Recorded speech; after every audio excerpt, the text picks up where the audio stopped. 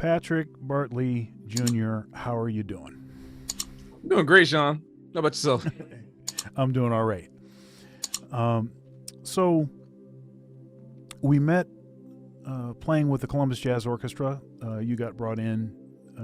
Byron Stripling, of course, the artistic director, reached out to you, saw you online, was quite impressed with your playing, and then asked you to come. And so that was in October. Yeah.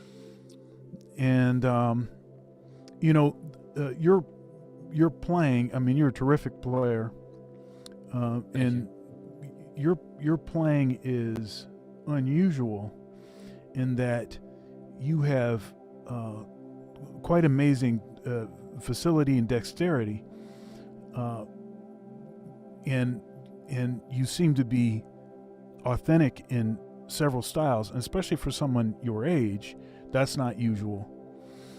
And the other thing is that's not usual is because a lot of players that have a lot of facility like you do, they'll sort of just kind of get away with facility but aren't really addressing nuance in the style. And we played a wide array of music, and you were all over the stuff stylistically. Plus I heard all that church in your horn. Missionary Baptist, can't hide it. Back in the day. Thank you. Yeah. So here's my my first question is about your the facility in the top of your horn. What caused you to want to develop that? Because that's not necessarily the usual thing. Right. First of all, before I talk, is it jittering? Is it the mic jittering? Wow. All right, we're good. For any viewers that are watching right now, we had some technical issues earlier, but it seems like they're being addressed right now, which is good. Yeah, I mean, first of all, I appreciate the things that you said, and also appreciate you asking this question about the Altissimo, because I feel like it's something that I've been thinking about at least since high school, but I've never really gotten to talk about it. I guess in any form of detail, because I've always thought about it kind of in my own way. And as I kind of went through, and still to this day, I'm going to keep going through it. As I keep going through learning how to play Altissimo stuff and getting it refined as much as I can. I know a lot of people have their own fingerings, or there's like accepted fingerings for certain Altissimo notes. But I didn't really learn those in the beginning. I kind of was just like kind of squeaking up there until I got something. And then I eventually, some of those fingerings I stuck with, and some of them I improved by like my friends who might have been better at me at playing Altissimo at the time, or like some teachers, or like Steve Wilson, for example, that I studied with him for 2 years. Amazing saxophonist, Manhattan School of Music. He would be like, all of them would be teaching me certain things, but the core idea of what I wanted to do still came from, I guess, my desire to play stuff that was higher than what my instrument could do. And fun fact is that I started on clarinet first. And so, the range of that instrument is really broad. It's like basically the lowest note is like alto saxophone, right? It's like one up from alto. It's a D concert, like a D3 or something. And then the highest note until you get to Altissimo stuff is basically that of a soprano sax. So it's like there's like two ranges of an instrument that are right there. So before I could master the instrument on clarinet, there were things that I was developing hearing as I got better on it. And when I switched to saxophone, it wasn't really like a switch. It was like I learned how to play it. When the saxophone came up, I was still playing clarinet, but saxophone just felt easier to play because it's the same fingering system for both octaves. So I kind of recognized that. And as I was playing, I realized that the better I got, the more I was hearing certain ideas kind of just like above where the instrument is supposed to stop. And so I just kept hearing things higher and higher. But I went from clarinet to baritone because we didn't have any baritone saxophones in the jazz band at my middle school. And they said, if you want to be in the jazz band, you got to learn saxophone. There are no bari players. And I was new. So play Barry from clarinet. So it was kind of an interesting switch. But I made it work. And my mom, my dad, though, couldn't afford to give me a Barry. So I was able to rent a Barry from the school for like $20 a year. But to have a saxophone at home, the alto was cheaper, and it was there. And they found one they could rent every month. So they rented me an alto to have at home. And so I was practicing Barry mostly at school, but also had it at home. But I mostly have the alto. I mostly have the alto at home that I was practicing. And even though Barry was really fun, I realized that alto was kind of just like a little easier to play in terms of kind of being dexterous and having more singing ideas that I was hearing. So I kept playing it until I had the opportunity to actually play alto in the jazz band in 8th grade before auditioning and getting to high school in Fort Lauderdale, Dillard High School. So as I was getting into high school, the musicians that attracted me the most were like the really soulful blues musicians. And I was obviously practicing Charlie Parker because my band director, Milton Mustafa Jr., he put me there. He said, you got to check out the Omni book, check out Charlie Parker. I was like, okay, I was practicing these solos and I was trying my best to get that technically. But when I heard like local heroes, Jesse Jones Jr., like, I heard him, I heard Cannonball Adderley, for the first time. And I also heard Gerald Albright because I wanted to play smooth jazz as well. And so when I heard Gerald Albright, I downloaded one of his songs. It's so funny saying that. I downloaded one of his songs on LimeWire. I can't believe I'm admitting to saying that, but because we had the library and we also had like, FYE and Sam Goody, but I couldn't find this one CD of his in the record store. So I was looking the song up online and see if I could find anywhere to download it. And I found it was Georgia on My Mind. And I heard the way he played that live. And like that kind of changed everything for me because I didn't realize that the saxophone could do that. I didn't realize that like you can kind of like play these notes so clear up there. And I have a very vivid memory of I must have been like 14 or 15 at the time. I was practicing like Gerald Albright stuff. I was trying because anything I heard, no matter what it is, for John Coltrane, Charlie Parker, no matter who it is, Louis Armstrong, I'm gonna copy it. Like I don't even like, I might not even know what the notes are. I might not know anything is, but I'm gonna copy it because it sounds cool. So I'm like copying what the sound is, and I'd be trying to copy the Gerald Albright thing. And my mom was so nice. I love her to death. She's amazing. But she I think there was one time I was in the living room. I wasn't even practicing. I think I just got done.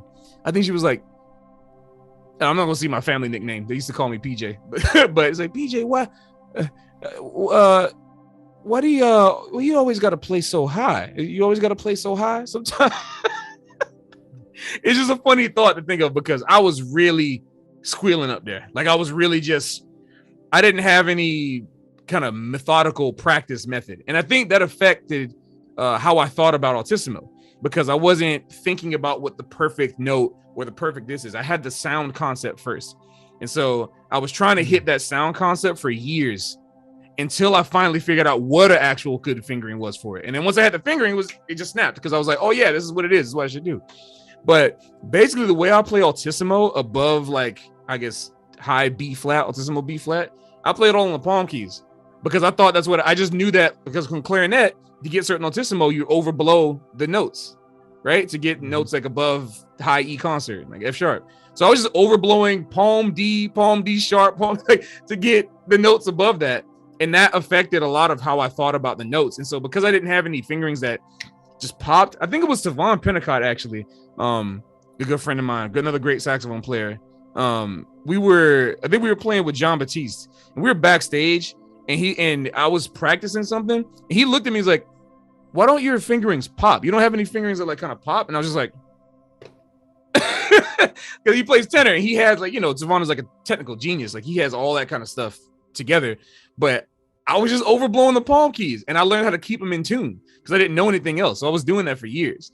And so the way I think about Altissimo, like always just came from a sound concept. And because I'm playing palm keys, I can kind of voice them however I want as well. Since I'm not locked into a pretty, it's unstable in nature, but it's not locked to a specific overtone. It's kind of just like, I'm here now. So I just learned, I kind of struggled through that until I learned how to keep it controlled. And I was doing that throughout everything. And then I started playing Iwi in college. And so I thought, oh, this is really cool. Maybe I won't be so limited to. Thank you so much for watching my video so far. If you'd like to support, there are several ways to do so below. Also, likes are free. Please comment, share, and subscribe. Now back to the video. To octaves and ranges anymore, but then it's not the same. I do like EWI, but there's certain things I want to do that are physical with the saxophone. So I just kept working on Altissimo, you know, like, and if there's any EWI players out there, you might feel the same thing. It's the reason why I built a pedal board for myself. Like I put my saxophone through pedal effects because I want that electronic feel, but I like the physical feeling of the saxophone a lot. And so Altissimo just became this thing where instead of trying to get all my lines and technical things too specific, I tried to think of the ideas that I wanted to play in my head and how I wanted to sing. And like, if the line feels like it wants to go up there, then I'll play up there. Because sometimes it's just like, it just needs to be higher. I don't want to stop it here. There's something there that I want to do. And so that's kind of how I developed. No, it's not the most technical answer, but that's how I think about it. You know, that's how I think about my Altissimo. And I practice overtones to get there, you know? Yeah, that's interesting. So, so I do basically the same system for my Altissimo fingering. Basically just cycling those fingerings starting at starting at B flat. Yeah. And then continuing to recycle them. And you can just keep recycling them. Keep recycling, higher and higher. It's almost like brass instruments at that point, like partials and stuff. Yeah. Yeah, it is. Yeah. That's actually a great way to put that. What I have recently started doing is because it's more of a covered kind of sound, especially when you get really high. Yeah. Anything that you can do to try to cover the sound is useful. So what I started doing was, rather than going up to like Altissimo D and D sharp using, like, say, the palm F fingering, and if you have a high F sharp key, using the high F sharp key, what I started doing is recycling down to Altissimo A fingering, so that A becomes D, and then B flat would become E flat, and then you're in the same place. And that's only been over the last maybe about a year that I started thinking about it that way. And so I'm still kind of clunking around getting that even. But the advantage that I have is, like I said, it's much less, because when you get up to like the F and the F sharp, palm F and F sharp, it's so open up there, and it's like so little of the horn that it makes it very difficult to make it any warmer. Right. And I don't like, and that's an interesting thing, because I don't really like the terms that we're stuck with when we're talking about timbre. Yeah. You know, dark, bright, it doesn't tell the whole picture. No, it really doesn't. It's kind of okay, so along those lines, there's like certain materials that we'll associate with being brighter and darker. And one of those sort of relationships is, we considered gold to be dark and silver to be bright. Right? So like, if you have a horn that's silver plated, then we would think that horn is going to be brighter than a horn that is gold plated. The problem with that is that in order to get gold to stick to brass, you have to put a layer of silver.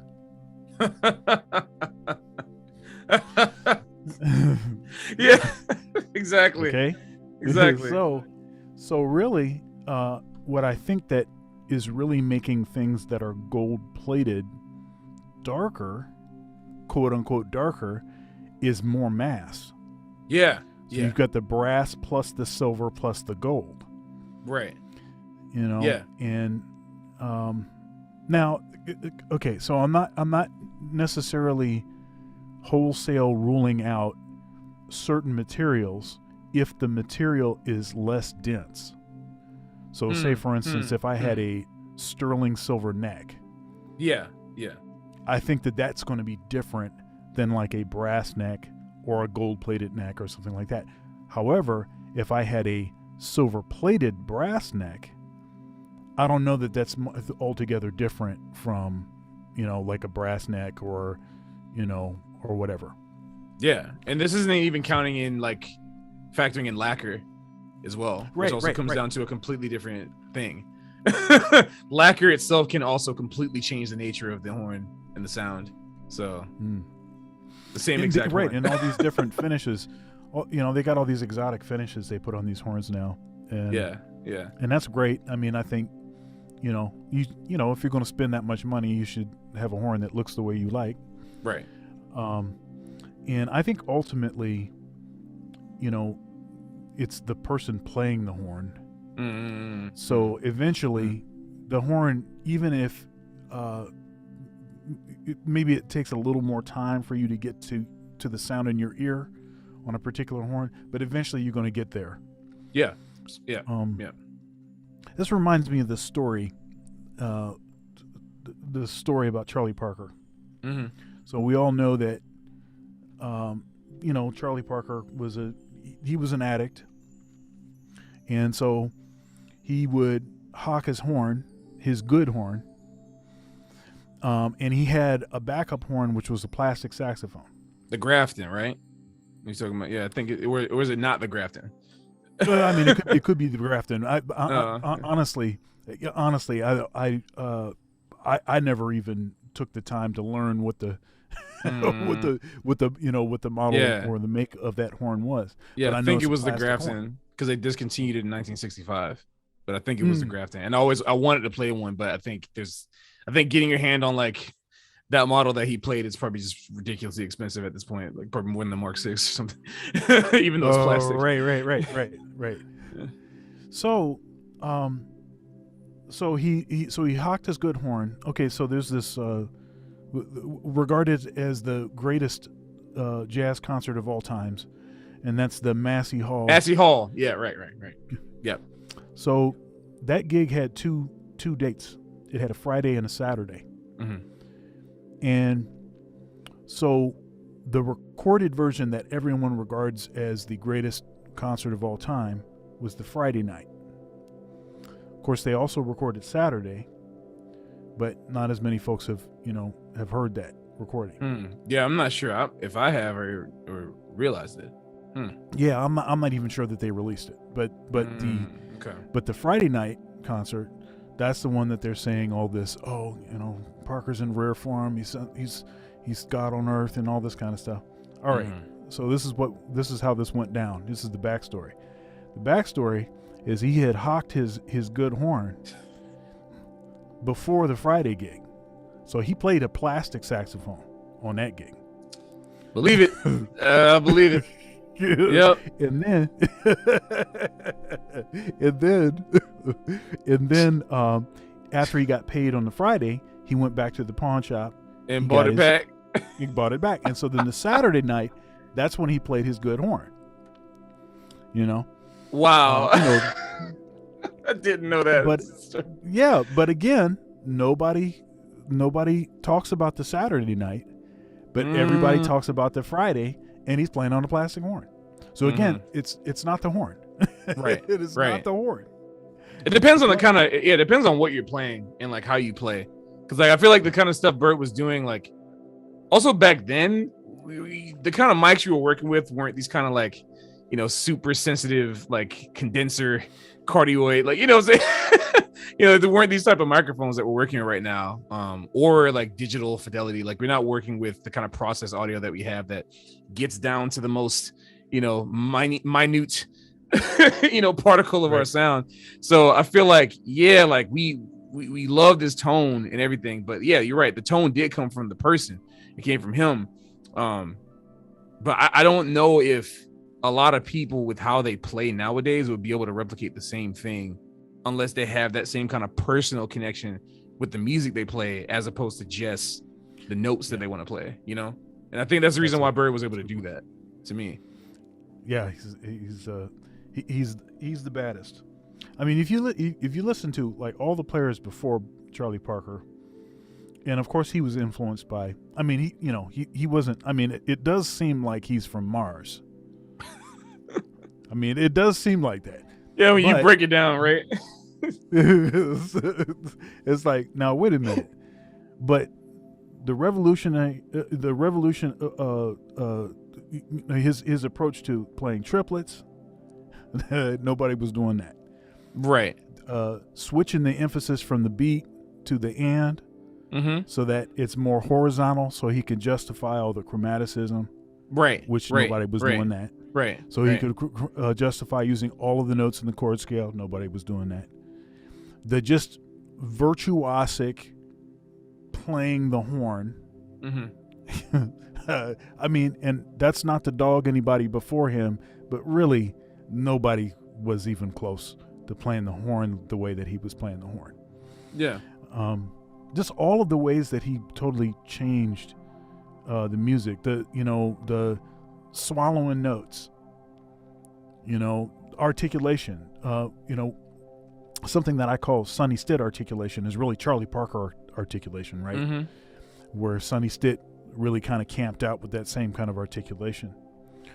So all that clarity and precision, nobody was doing that to that. All the quirky nature, the sort of using all of the composers' approaches, all the thematic development in his playing, the playing a line and never ending it the same way, which makes it very difficult to transcribe Charlie Parker. All of that stuff. Yeah. But you still hear the influence of Lester in the players that he dealt with. Yeah. So my question to you is, because it seems that especially younger folks, it seems like they don't want to spend any time learning from their predecessors, and they want to just, hey, I'm trying to do my thing. I'm trying to do my own thing. So, you obviously spent that time listening and studying the tradition. So, what's up with that? That's a funny question. I mean, yeah. I mean, I appreciate you like inquiring on this type of stuff, because I enjoy kind of reaching back and trying to think like, okay, like what did I do? How am I doing this?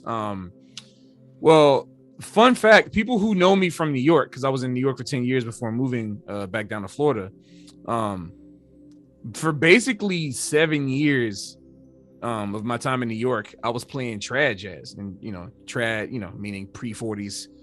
Jazz music. That was basically my main gig. Now, in the meantime of doing that, when I first got to New York, of course, I was playing I was heavy into Kenny Garrett. Still to this day, never met him. He was one of my heroes. Still is. I was playing a lot like Kenny Garrett. I wanted to meet Roy Hargrove. That was my biggest dream. I finally got to meet him and then play a session with him at Fat Cat. I had a lot of varying influences, but it didn't. At the same time, my shirt. I have.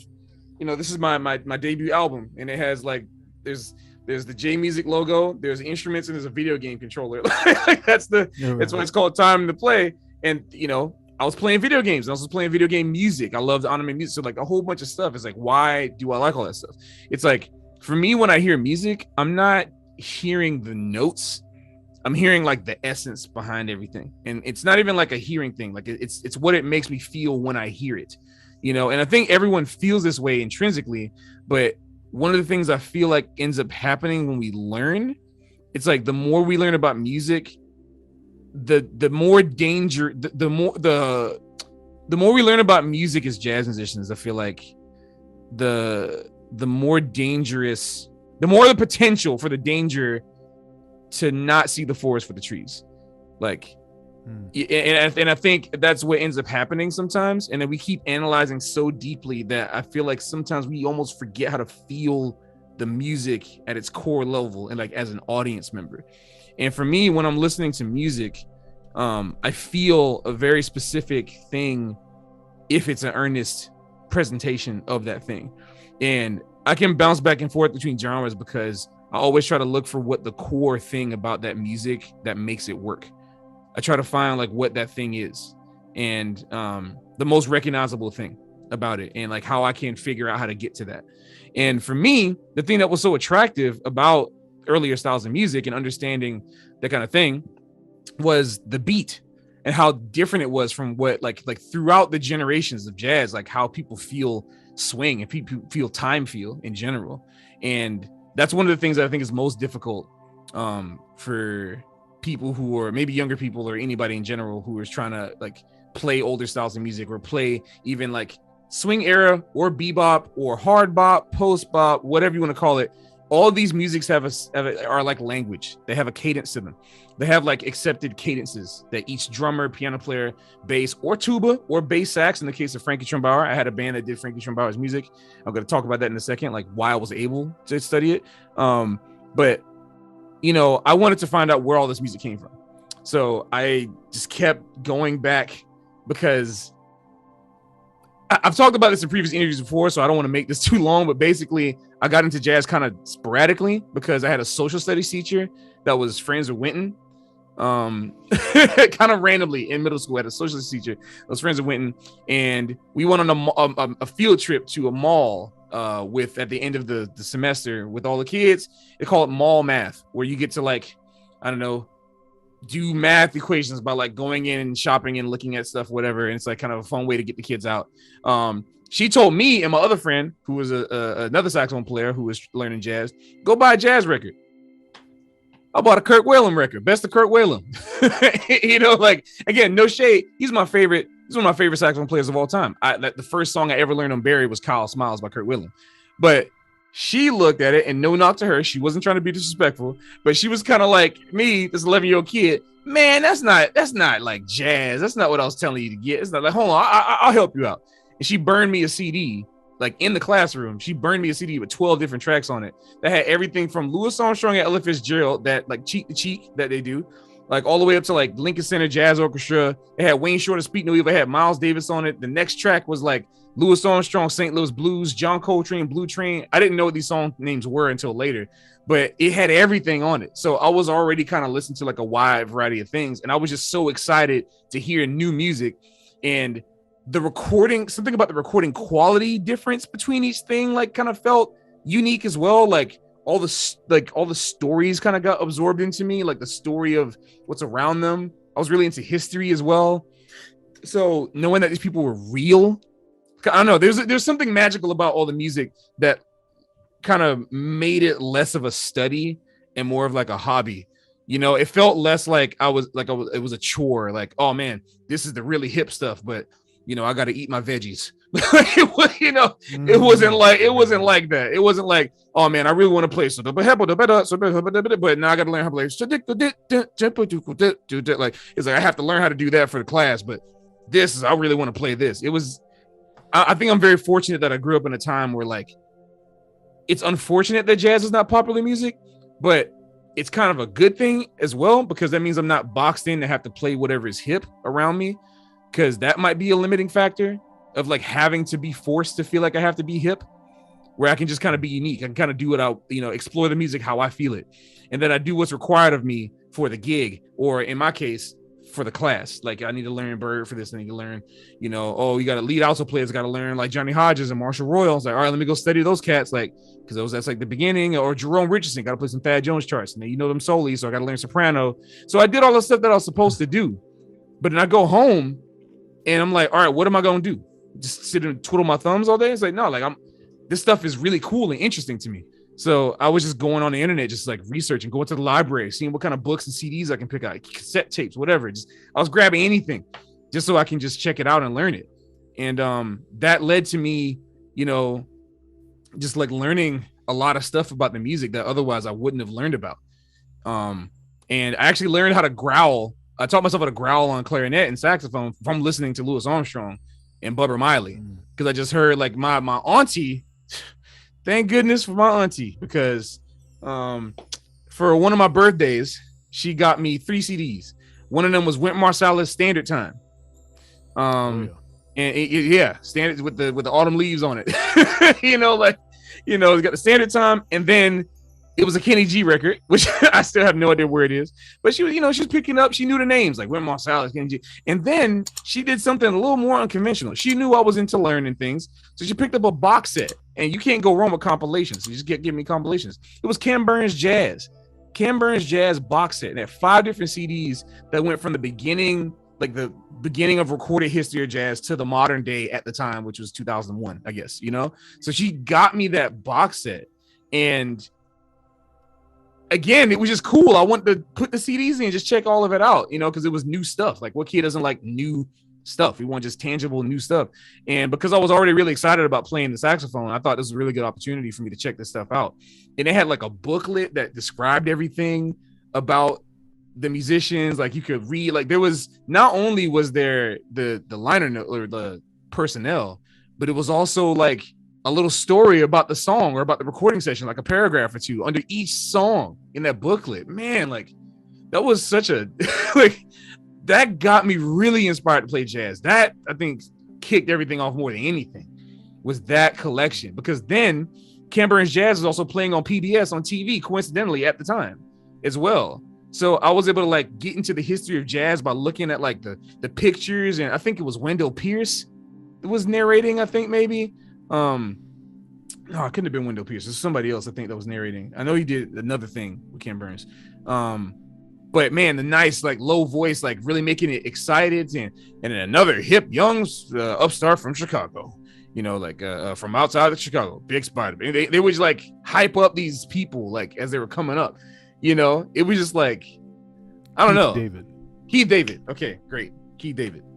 Yeah. But I was just like, this is, I don't know. It was cool. It was like another movie or like a new series, like before Netflix. This was like my Netflix before Netflix, man. It was like, I was really into this. And so again, because I was so excited about that, and because it felt more like a fun experience outside of class, it didn't feel like a chore to get into older styles of music. It just was an experience that was a part of my history. So I would be bouncing from disc 1, hearing Chimes Blues, or like Livery Stable Blues or something, Fletcher Henderson, Harder Than Hell. It would like going from that to listening to Doodling, Horace Silver with Art Blakey and the Jazz Messengers, which would go to Giant Steps, which go back a little bit, go like disc 3 and hear Charlie Parker Grooving High, go to disc 5 and hear St. Thomas, Sonny Rollins. You know what I'm saying? It was just, you can just bounce around because it was all in one place. It was presented as like a story of jazz. Like, so it felt like a story that was being told to me.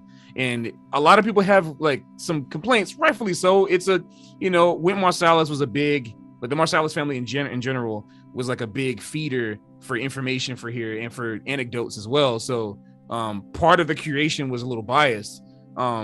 But you can criticize anything. I mean, if it has a positive, yeah. I mean, I'm glad you said that. Yeah, absolutely. I mean, you're going to find an issue with anything. Right. It seems like the primary issues that folks have with the Ken Burns thing is it seemed to present jazz as sort of a dead or dying sort of art. Right. Like a mission, like there's like a mission or something, right? Yeah. And then for me personally, there was so little attention given to like Charlie Parker, John Coltrane, and any of the more modern stuff. And I think that was problematic for a lot of folks that was kind of where they kind of accessed the music, as the more modern players. And so to represent the history the way that they did was great, and it was I think it was well done, but to not spend very much time on sort of bebop and beyond seemed to be the usual criticism that I hear people make. Yeah, and I kind of agree in that way, but I guess the reason why I didn't have a problem with it at the time and in the long run, like later on, is because I felt like I was already getting that everywhere, like around me. Like, it felt like everyone was already talking about, because that's what everyone wanted. Like, it felt like, did people want to see that in the documentary because they wanted to learn more about it, or did they want to see more of it in the documentary because that's what they liked and they wanted to see it represented? you know, and those are two different things, you know. Yeah. And I feel like if we're trying to educate, then we should be spending more time on things that you probably don't know about, because like That's a good point. I learned a lot about Congo Square that I didn't know. I learned a lot about Louis Armstrong's life. I learned a lot about Jelly Roll Morton's life, Duke Ellington's life. Like that kind of stuff really affected me, because I was like, man, these people existed. This is really cool, man. Like I learned about Kid Ory. I learned about all this stuff, Bunk Johnson, that, you know, and that kind of stuff. Like, yeah, there was only one episode given to Bebop and Charlie Parker. There was only one episode given to Free Jazz and one episode given to John Coltrane. But like, that was enough for me to go research on my own, because I was already wanting to do that anyway. And I was already playing that music because that's what everybody around me wanted to play. But I didn't have the outlet to play the early stuff because no one else knew about it or wanted to play it. Right. So I spent a lot of time listening as much as possible to the old stuff to get that in my head. You know what I mean? I think that's a good point, because if the goal is to educate, then you do need to spend time on stuff that people aren't as, maybe they're not as excited about because they don't know about it. Right. So that does make sense, and especially given it seems a significant part of what Wynton believes his mission to be is to highlight that stuff, the stuff that we don't really talk about anymore. Yeah. And so for better or for worse, to classicize a part of the music so that people can understand it from a legitimate standpoint. For better, for worse. I understand all the criticisms and I have my own. All right. So, I interviewed Gary Thomas. Yeah. That was actually my last interview, and that was a great talk. I mean, we awesome. barely scratched the surface. We were just like getting started, and then it was like, oh man, it's so, yeah. But that dude's a heavy dude. Yeah. And I was asking him about some of his, like practice routine, and this dude is unbelievably disciplined and has been forever. Like, we were talking about fitness and stuff too. So apparently he started working out like in like early 80s. And he's worked out 5-6 days a week without missing a week since early 80s. He's never had a time period when he was not going to the gym. And I asked him, I was like, man, you must be a pretty hardy guy, because wow. Anybody gets a flu or gets a cold, and like you probably not going to the gym when when you're throwing up. Right. That might be what your natural thought is, hey, I'm throwing up, but hey, check it out. I'm still going to hit the gym. Right. So, but this guy, apparently he hasn't really been sick, so that he has been able to consistently work out. And that's the way that he approaches his music too. And so I was asking him some questions about certain things that he practiced and like that. So that just, I'm just, want to ask you the same sort of question. Yeah. What kind of things are you practicing now, and where are you, like, where are you, what is the, sort of, what is the, what's the word? Not the reason, but what is it that you're trying to get to is causing you to want to practice? And then what are the kinds of things that you're practicing? Yeah. So I have to admit, I don't want to say I'm the opposite of Gary Thomas, but I definitely have not been as consistent with my workouts as he has been. But also with my practicing either. I practiced a lot more when I was in middle school, high school, and college. But the things I realized that I'm practicing more now that I wasn't practicing as much is I'm practicing a lot more life stuff, a lot more mental practicing, and not just as like not like going to train and like let me just air finger. No. I mean literally doing other things around me. Like I used to play racquetball when I was in New York a lot, and that would be a mental practice. I used to. I now am semi-competitive in certain video games that I play. Like there's a game called Splatoon that I play for the Switch. I'm practicing that a lot, which actually I take what I'm learning from practicing that game and bring it into my own practice routines as a saxophone player, because I like taking different kind of perspectives from things that I do in my life to kind of bring some sort of an empathetic approach to my practice routines. And so the things that I'm trying to do always, which I feel like, I guess at some level, everybody's trying to do this, but maybe that's not their main focus, but I'm trying to build clarity and efficiency. Like, to me, that's the number one goal for me. And that might mean different things for everybody else, but I do a lot more absorption training and absorption practices than I do of like rote muscular and like digital practicing. And what I mean by that is I used to have a disconnect between what I hear in my head and what comes out in the horn. And I feel like that's maybe the ultimate goal that everyone wants to do, is to eliminate that as much as possible. And I feel like even only at 28, I feel like I have achieved some form of that.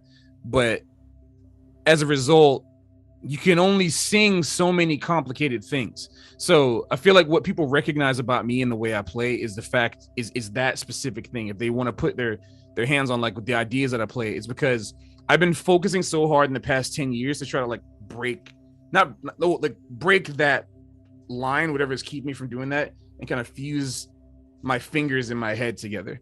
And that has never come from me practicing like technical things. Everything that I practice technically is there just to make the process easier.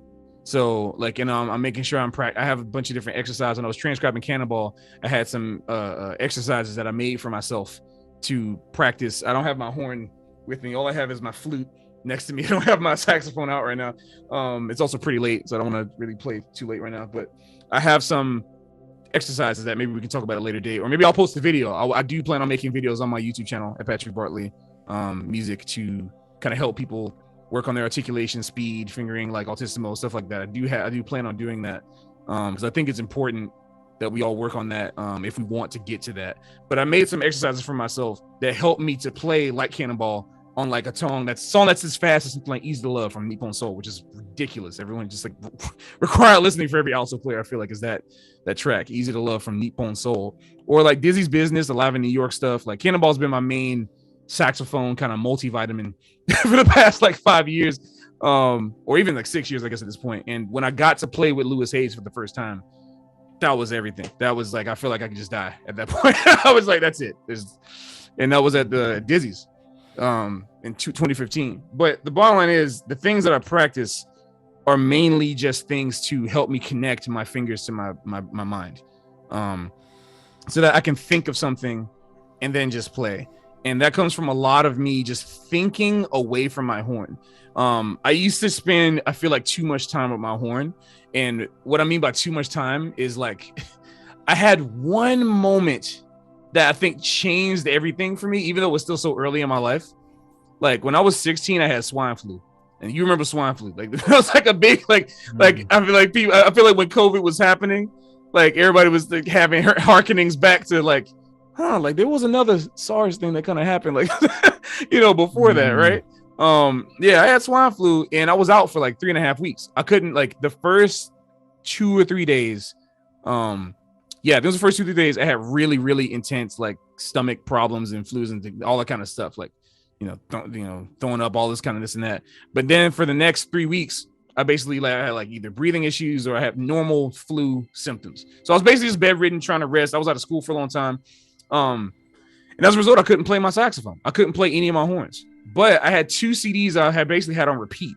Or 2 collections. There was like a Charlie Parker best of, and it was like called Duke Ellington Triple Gold. And I basically had those CDs on repeat for 3.5 weeks. That was the longest time I spent since first playing the instrument. That was the longest time I spent not playing. And I was only 16 years old. So, I was like, dang, I got to practice. Like, I know I got to work on stuff, but I'm just sick. I can't play until I get better. I don't know what happened, man. But like, I mean, obviously, sure, I might, maybe I could have been born with some this and that, but I think just something clicked. I picked my horn up again. And of course, like, I got tired quick because I was doing long tones and stuff. but like I felt a little bit faster at playing certain things. Like again, I wasn't as advanced, as I am now, but I could still play something. Like I made Grammy Band the next year. Like I was, did certain solos, playing Groove Merchant, all that kind of stuff. I felt like I could play my ideas. It was like a slow, like a little snippet of that like came out that I would later experience, to this day, like now. But I felt something that I didn't know I would feel, which was just, I spent so much time just listening to music and it was spiraling in my head.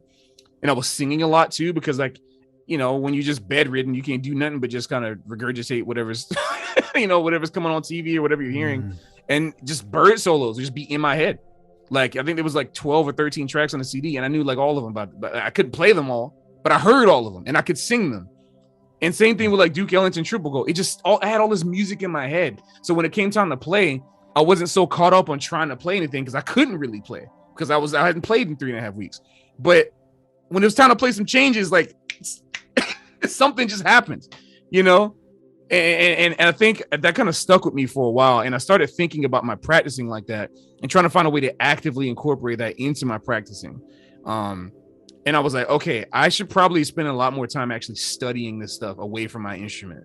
And just absorbing the music and then trying to figure out, like, pick certain things that I want to do and make those the focus of my practicing. So a lot of my practicing comes from transcribing constantly, a lot of transcription, and not just transcription as in like I transcribe like one solo a week and then just forget about it and like post it on Instagram like some people do. Like I don't like doing that.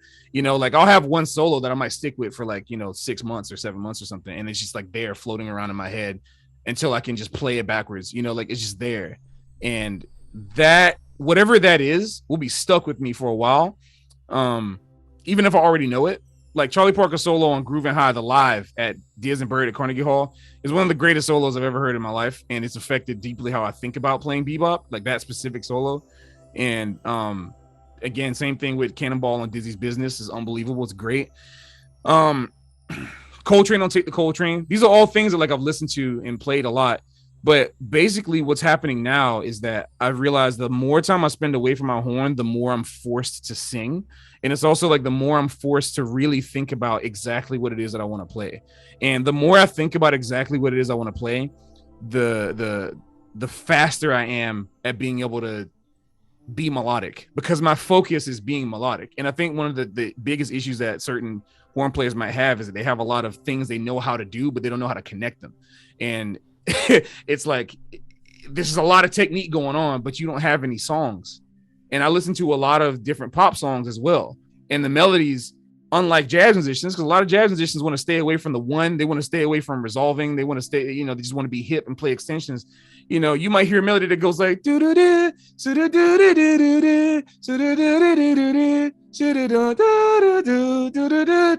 like, or go practice some Bach, play some classical music. They, like Haydn. A lot of people want to stay away from Haydn or Handel. It's like they resolve, and just learning how. I mean, that's what Bird and them did. They were listening to that music constantly. So I learned a lot about consonants, and I learned a lot about just trying to be deliberate, like how you would write something. But when I play, like I want to practice being deliberate in what I do, and no matter how long that takes. And so I actually spend a lot of time away from my saxophone. And the only time I'll practice is when I'm drilling exercises. But I'm not really practicing anything other specific than that, besides just trying to be as melodic as possible every time I play. And that might happen on the bandstand. I might just go on the bandstand and practice doing that. And that's how I play, because I want to be melodic and make something that sounds just as good improvised as it is written. So, yeah.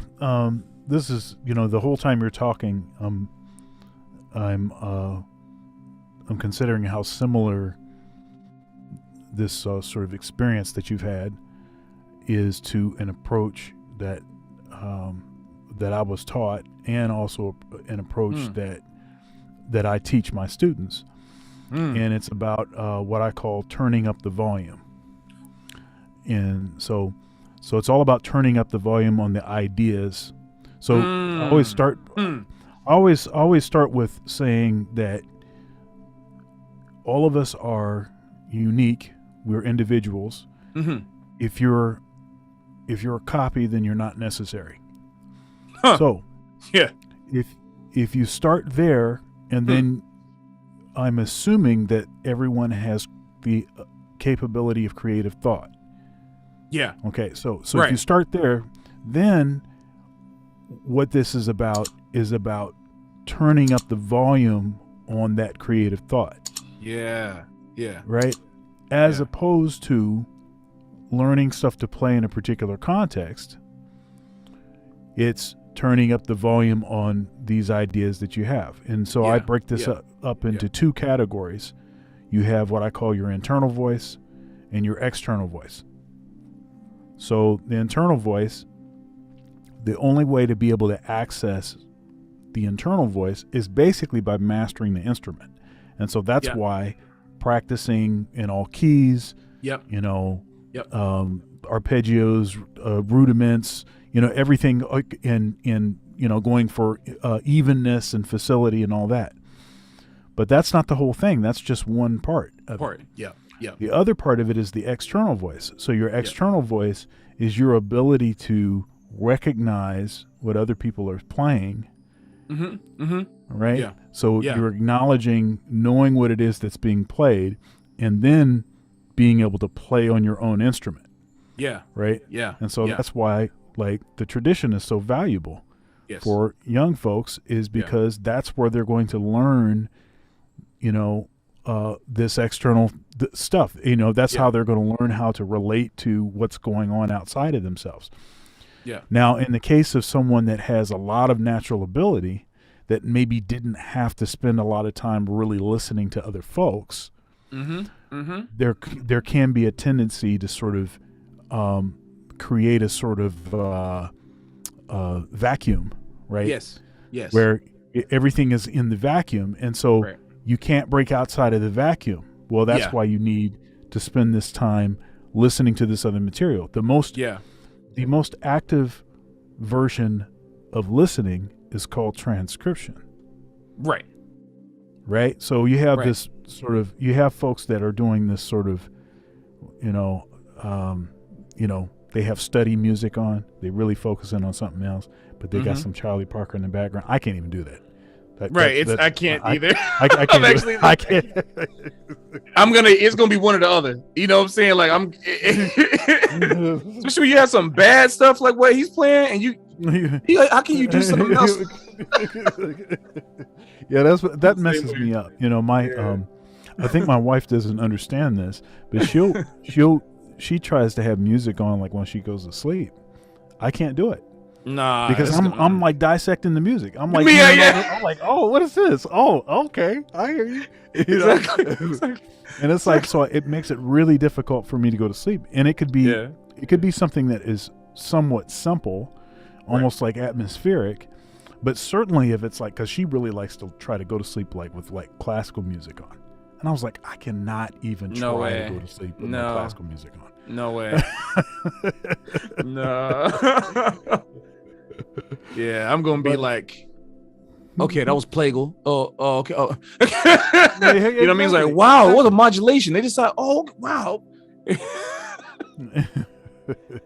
But that, there's merit to that, and I the thing about that, and it's probably not even the main point, but just a little aside from that, the reason why I even mention this is because I really talk to everybody, even like some of my students as well, or like anybody, any young person that wants to talk to me.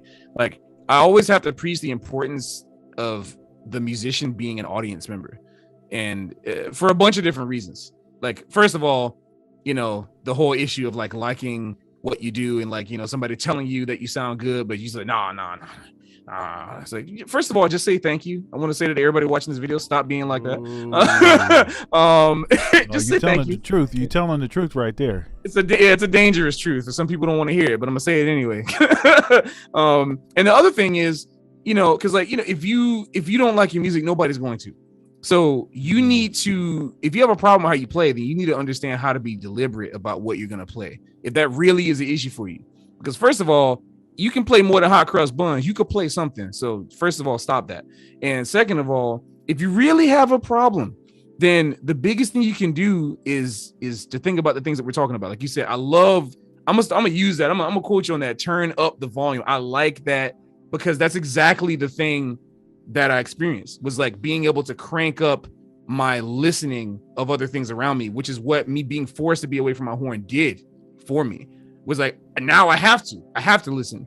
And I was listening before because that's how I learned how to play, but being able to listen to so much clarity and having an opportunity to study that clarity really helped me to play. And so, it's important to listen to yourself to understand that you are an audience member, because the audience is going to be, they have no choice but to listen. They're there to listen to you. And even if they can't understand, like what you said, like, you say your wife loves putting on classical music. Well, it's like, if it didn't sound good, she wouldn't put it on. So, it's like, if you're so good. Right. Yeah. And it's so important, like, for people to understand that, like, yeah, we are in a service industry, man. Like, we are here to make music that sounds good. Okay, so I got to go in on something real quick here. Okay, please. I got to go. It's the real talk hour. So one of the things, and I'm guilty of this myself. And I used to teach this way, and I've intentionally stopped teaching that way. And that is, there's this thing about, like, you got to play for yourself. You got to play stuff that you like. You got to play, like a really hyper, almost super like selfish kind of approach to to improving. It's okay. How can I go here? How I've always had an issue with this, and I didn't know why, and then I started thinking about it differently, and then it made more sense why I was irritated by it. But how people always will say, well, if you're in a relationship or something, and they'll say, hey, if you're trying to improve your relationship, you got to do these things for yourself, and then if you do it for yourself, then you'll be, then you won't be resentful, basically, of the other person from like making you do something, this kind of thing. The problem I have with that is what that seeks to do is bypass becoming a mature person. Mm-hmm. Okay. Mm-hmm. See, what we're supposed to do is we're supposed to learn how to put ourselves second, third, fourth, fifth, whatever it is, and prioritize someone else. And so what if you're doing something for someone else? So what if they want you to do this and you're doing it because it's what they want? That's part of just being mature and trying to become a good person. Yeah. And so it's like approaching the music that way, where it's all about, play the stuff that you want to hear, play for you. Well, yeah, but okay, there's a little bit of truth to that. Yeah. But as you said, this is like a service industry. It's about playing for the audience. Yeah. It's a community. Yeah. Right? It's a communal kind of thing. And it's not just hyper focused on you and what you want to hear.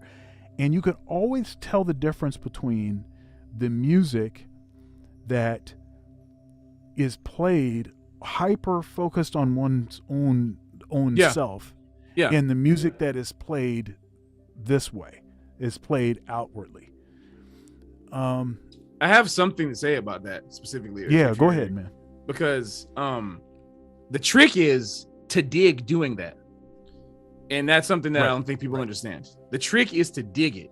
And it doesn't mean, I think the reason why we get so hung up as jazz musicians doing that is because we see the word sell out, and we see playing for house, and we see all that kind of stuff is like, oh yeah, like I don't want to be McDonald's. I want to be like boutique coffee. You know what I'm saying? Like I want to say, well, you can. People still buy the coffee, but they're not making what, you gotta understand, everything is meant to be consumed. And like, you just have to like stop being hung up on, this, this other stuff, because it's not about playing what somebody else likes. Like if you play folk Americana, no one's asking you to play the thing that gets house in a jazz club. If you play funk music or soul music, no one's telling you to play for house what Jimi Hendrix is doing in a rock venue. Like no one is telling, like, you don't have to do that other thing. You can still play what you want, but the thing is, you have to be about the business of studying good music. And studying good music means what actually sounds and feels earnest. And I think that is that's where you have to be an audience member, because the trick that I've realized, not even a trick, but like basically the key to playing good music is to like good music. It doesn't mean, oh, well, this stuff, you have to like 4 on the floor, or you have to like swing only. It's like, nah, man. It means that like something that's good, that you feel. Because chances are, if you are honest about what you do and you really like it because you feel it, not because you have esoteric ideas about it or like you like one quality of it. No, you actually like and enjoy it. You can convey that to your audience. Like, I play a bunch of different styles of music, and I am extremely grateful. And it's kind of wild, you know, I thank God basically every day for this, that I am extremely grateful that I can play whatever style of music and people enjoy that thing that I do in that style. And that's because it's not just that I'm trying to play whatever, like, yeah, by default, I want to learn the things that make the music sound the way it does. That's like if I'm speaking Spanish, I want to speak the accent. I actually do speak Japanese, so I want to say the words right. I don't want to say arigato. I want to say arigato. You know, I want to learn how to actually say it correctly. So if I'm playing, you know, I'm not gonna play. I'm not gonna do all that, because that's not what makes the music sound good. I want to do what makes the music sound good. So that's default. Default mode for me is, what is the accent of the song? It's not like, oh, I gotta learn this early stuff or I gotta learn this modern stuff. No, like, what does Brad Mehldau play? Why does Brad Mehldau sound like that? Okay, I'm not just copying a style. I'm thinking about the accent of this song. Just like I'm from the South. I live in South Florida, but my folks are from Albany, Georgia, and I have my dad's side of the family is from Kingston, Jamaica. So I want to know what makes the stuff sound like it does. I want to know what it is. You know, you see, not by dread. I have dreads. But I can tell you about some ham hocks, some collard greens, pork chops. You know, I can't eat none of that stuff because I'm vegan. But you know, I can tell you about all it, depending on what the situation is. I can adapt to it because I'm in the business of good music. And if you're not in the business of good music, you can't dedicate yourself to playing good music. And what about the thing? What do you enjoy? What do you feel from it? And if you don't feel anything from it, you're not going to get anything out of it, and you won't get the audience to feel anything from it. People aren't not buying your music because they don't like, you know, odd meters or whatever. It's like, no, why is Bulgarian wedding music in like 9, 8, and 7, all kind of stuff, and their people like grandma like listen to it, whatever. There's something about it. It's part of the culture. It's because it's not about, they didn't go to school. Grandma didn't go to school to study 9, 8. That's just part of the language. There's something about it that sticks out to them, and this is the kind of thing I'm talking about. You know, you got to be in the business. Yeah. This is a great point. And when you're talking, it makes me think of a distinction that I think is useful in this context, and that's the difference between scholars and visionaries. Visionaries. Often the case, I'm an academic. Yeah, me too. Yeah. And often is the case that scholars are pleased when they confuse you. I like this. I got some stuff that you don't know about this. Right. You don't know about this. Okay? So that's there's that aspect of sort of scholarship, like discovering some new nook and cranny that it's so nuanced that nobody knows what you're talking about. All right. And then a visionary is the kind of person that takes something that you understand to explain to you something that you don't understand. Okay. Amen. And yeah. What seems to be the case these days is there's a lot of sort of scholarly approaches in this sort of obviously scholarship is not all negative. In this particular sort of version of scholarship that I'm talking about. Yeah. There's too many folks that are doing that and that are pleased in their ability to confound, confuse, and make folks like, I don't know what I'm listening to. What is this? I don't. Because people, there's a market for that. Yeah, there's a market for that. Yeah. Right. But really what we need to be focusing on is this more visionary approach to this. You can once you make a connection, you can take folks anywhere you want to go. Absolutely. Yes. 100%. But cats don't want to make that investment. They don't want to have to do what's necessary to figure out how to connect. I actually find that same issue in a lot of the issues. Okay. I cashed out just in time. I've been married for 13 years, and that was just before. It was right before dating apps. Mm-hmm. It was right before, a lot of the social media stuff.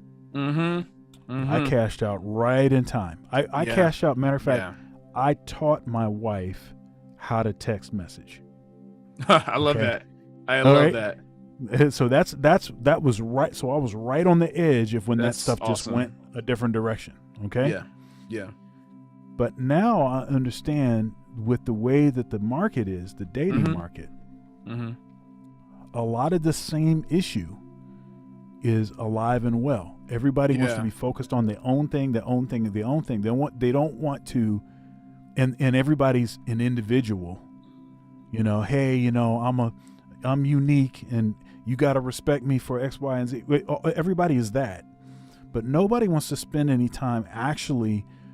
Okay, let me learn something about this person. How can I actually make a connection with this person? How can I prioritize what's important to them? How can I, reduce the stuff that I'm trying to deal with and increase the stuff that this, Cass ain't really into that. Yeah. And it's just gotten exponentially worse. I have an 8-year-old son. By the time he gets out here, I can only imagine how much more this thing will be degraded. Let me ask you this question about relationships in pursuing music, pursuing the kinds of things that you're pursuing, and maybe the kinds of relationships that you've tried to avoid, and maybe some of the relationships that you've really been blessed by that have really helped you. What a great question, man, because this is you always think about, like, we're always taught to build connections. We're not taught to break them. We're also not taught about what to avoid. So a lot of that is kind of done on our own. And so a lot of that kind of resolves itself. I mean, you probably have this experience too. Like, a lot of things kind of resolve themselves over time in terms of like the connections that would need to sever kind of themselves, because you realize what you need to have in your life. And for better or for worse, like, I feel like, because I am definitely empathetic and I'm about the movement of the group. But when it comes to like my relationships with people and moving forward, I've had to make a choice. When I was living in New York, I had to start making choices, very difficult choices for myself. And about 2 years ago, I basically made a decision to kind of steamroll my way through my life. And not steamroll as in like, hurting people, more just like, I have a thing, move out the way. And the reason why is because there was a certain situation when I went through a breakup about 3.5 years ago, and it kind of separated my friend group a lot. And I didn't expect a lot of them to kind of go towards my ex. And so, I mean, not to talk about that kind of thing, but that kind of inspired me to think about, where am I going and what am I doing? How much am I really focusing on other people? And even though I was already in the business of kind of like marketing myself and kind of getting people on coffee dates to try to pick their brain, or like maybe if I want to find like publicist information, whatever, just any of that kind of stuff, just trying to like gain more information and learn more about people from my own bands and projects. I kind of like horse with the blinder, like laser focused my way through certain things. And again, for better or for worse, there's certain relationships and friendships that have kind of suffered over time. But the more I stayed positive and the more that I kept moving, the more new and even better relationships started forming, because I myself was focused on what I wanted to do and what I wanted to get out of it. Because then I was able to actually start communicating with other people about what they wanted, and we formed more of a symbiotic relationship in that way. And my band got better. All of my bands got better. My network got better. Everything just started getting better in that way when I started thinking about that. And I didn't have as many friends, like close friends, but I think that's just something, because, you know, I'm still relatively young right now. Like, I'm only 28 years old. So I'm still relatively young, and I'm understanding that there's certain things that I need to do and I need to work on. But now I'm finally experiencing that thing that everyone experiences as they get older and grow as an adult, was like, you know, understanding who is your circle, and who you need, you know, understanding that, like, you know, in school, you know, we have so many different people around us, and we're kind of just like networking all the time and like having friends, this and that. But, you know, it had to realize that, you know, not everyone's going to stick with me. You know, it's like, I think about my parents or whatever. I'm just like, yeah, I'll look at my mom's phone and she only got like 2 numbers in there. It's like mom and my stepdad's, you know, like, look at, you know, but she still got people, you know, friends and all kind of stuff like that. But I had to realize that I needed to laser focus my network, and I had to laser focus basically everything, then find a way to be empathetic enough to not burn bridges. But that doesn't mean that I have to keep the bridge short. You know what I'm saying? Like, a bridge is still there, but it's not as close. You know, we can still find our way to each other, but there's people that are in my close island. You know what I'm saying? And I didn't realize that was a thing I had to do until that situation kind of taught me to force me to do that. And I ended up like finding key relationships in my life with different producers or different musicians or anybody. And I guess some of those names you probably already know, but like, you know, people that I play with, like I try to, you know, like John Batiste is definitely my network. Steve Miller, I love Steve, he's awesome. Winton is another person that, like, again, these are people that like I'm not talking to, messaging every day, but I keep a very good relationship with them as much as I can, you know. And then there's people that are my friends that help me run my band, you know what I'm saying, and I keep them very close to me. And everybody else, I try to figure out what we both want and keep that the focus. I'm not so concerned about getting too close anymore. And so kind of, again, it means that like I'm not going to have as many friends, but we all are very efficient when we talk to each other. We're all very efficient when we get stuff done, and it makes everything in the long run better for me. And it has like done me a better service to be efficient in that way. So yeah, virtually all of my friends are people that I mean, I have to have a reason to spend time with folks. Yeah. I mean, you know, the saying, you know, time is the most valuable commodity, and you know, it's the one thing that you don't get any more of. Yeah. And so not only is it finite, it's also volatile, because you don't know how much of it you're going to get. Yeah. Right. So you might think, well, you know, if I average, you know, maybe I'll get 80 years. That seems about average. You know, I'll try to eat right, try to take care of myself, you know. Yeah, but, you know, not everybody gets 80 years, so you don't know if that's going to be the case or not. Yeah. Right. So that makes it even more important to, you know, get on your purpose. You know, be about what you're supposed to be doing. Yeah. And let the rest of the stuff, you know, work itself out. Yes. Yeah. You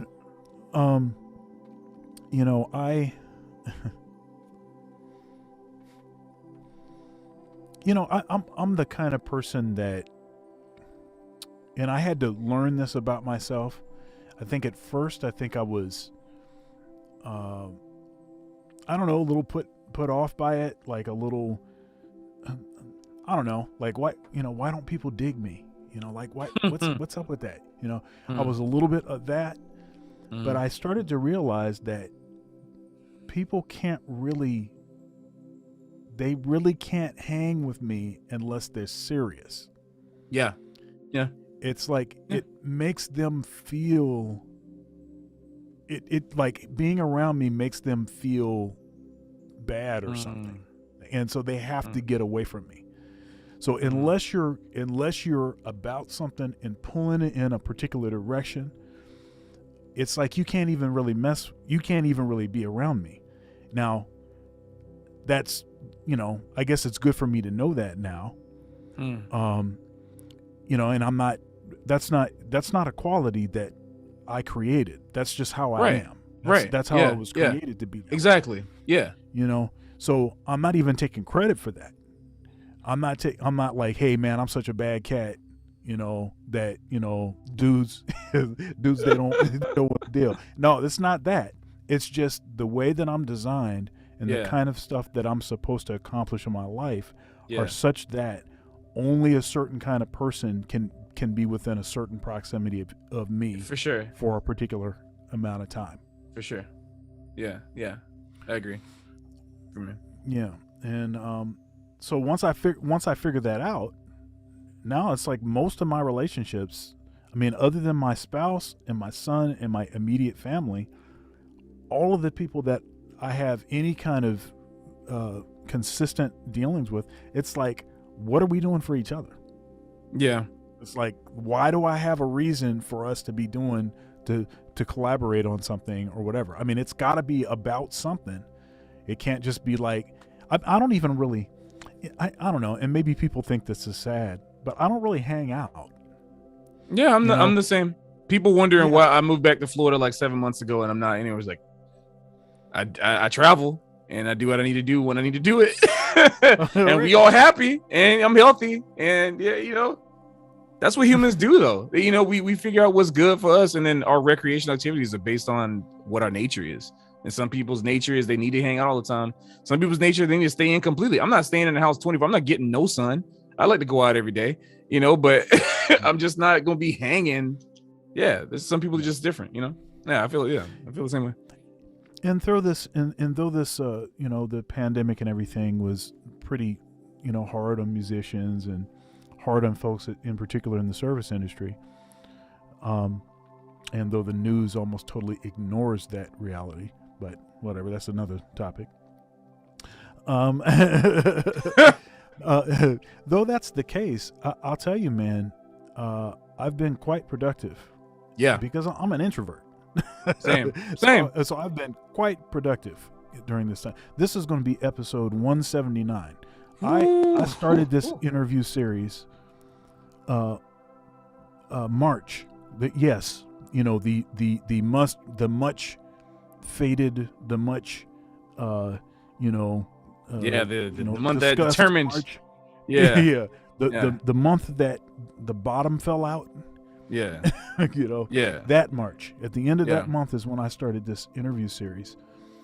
Because I wanted to still, the two things that I missed the most were, one, obviously playing on a stage in front of a real audience. Of course, that was the primary thing. The second thing was going to the gym. Facts. Those are the two main things. Yeah, and I was actually hitting a routine that I fell off so hard after that because I was hitting a little routine by that point too. Yep, I had to get back on it.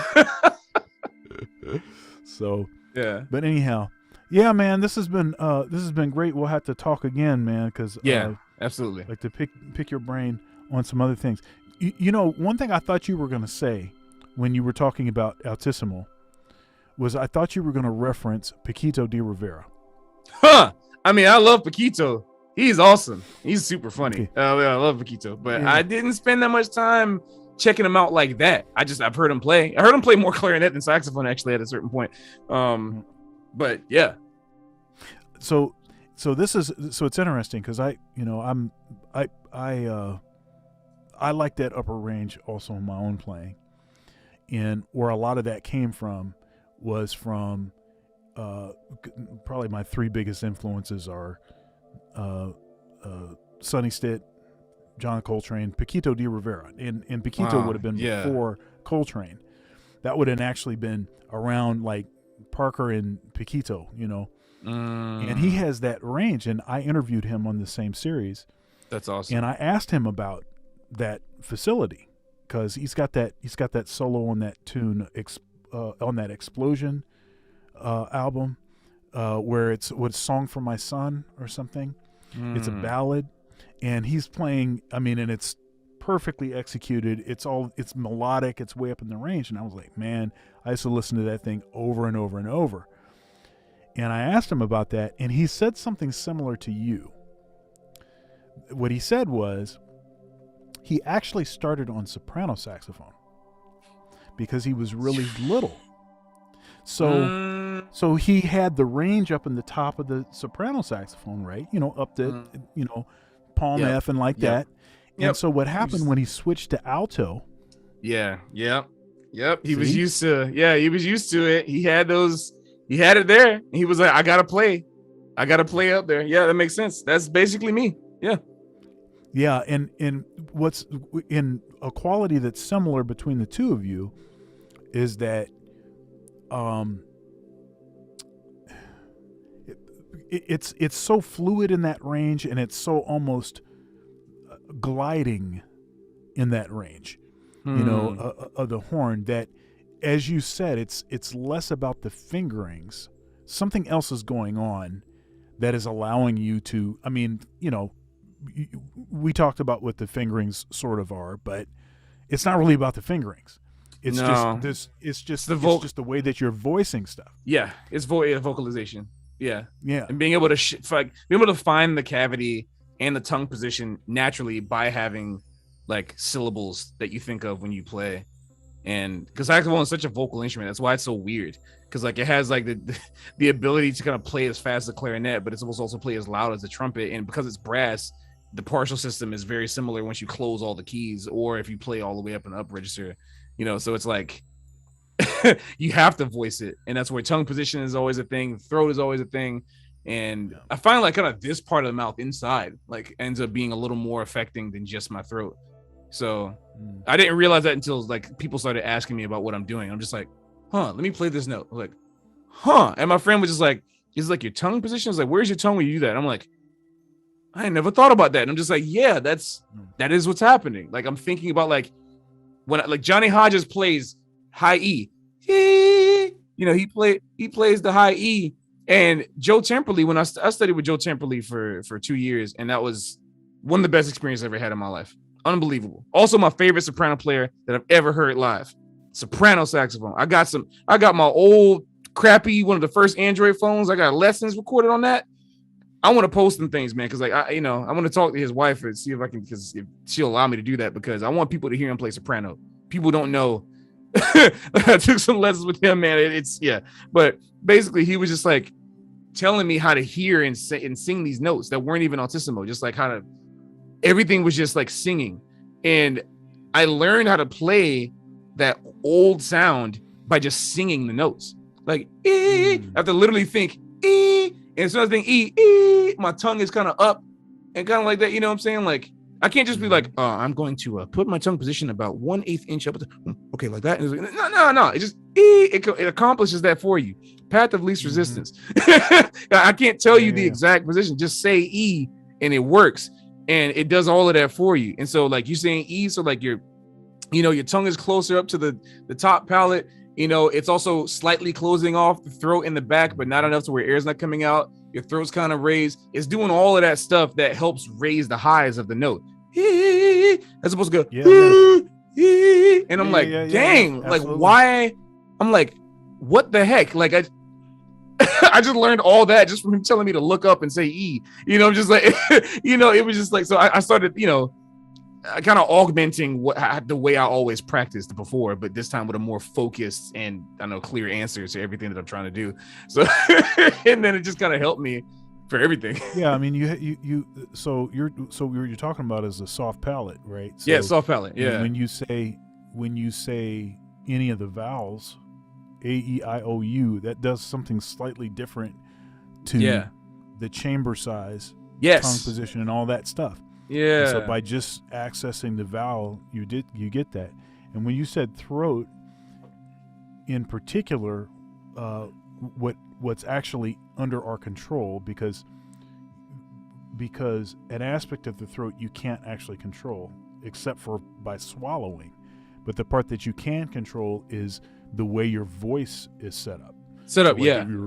if you're like in like a low voice, then Right. what happens with the low voice is you have more volume of air that's Yeah. moving through. Yeah. If you do more of a high voice, then necessarily less air gets through, but it's faster air. Right. Right. And we have all these different valves. Obviously, everything starts with the diaphragm. Diaphragm. But then you have your vocal cords, then you have the soft palate, and then you have embouchure pressure. What a lot of guys do, especially younger musicians, is they learn that if they bite here, They that get a can higher. speed Yeah. the air up. Yeah. But obviously, that's not the most efficient. It's not the best way to do it. It's much better to do it the way that you're discussing, which is by voicing. All of that stuff together is what people refer to as being voicing. It's Right. all voicing. But in your altissimo playing and Paquito's playing, it's all voicing, because it's like the fingerings are not it's not what's making that sound that way with Right. that kind of fluidity. I can show my students fingerings, but they're not going to be able to sing that way. Yeah. Yeah. It's all Yeah. of that facility. But anyhow, I've really enjoyed our conversation. And like I said, we're going to have to talk again if you'd like me to reciprocate in whatever way you'd like. Then I'd be down. Thank you. Appreciate it. Yeah. All right, man. Well, again, it's been great talking to you. Thank you for your time and your energy. And I'll see you next time. Yes. Thank you, Sean. Appreciate you. All right, now.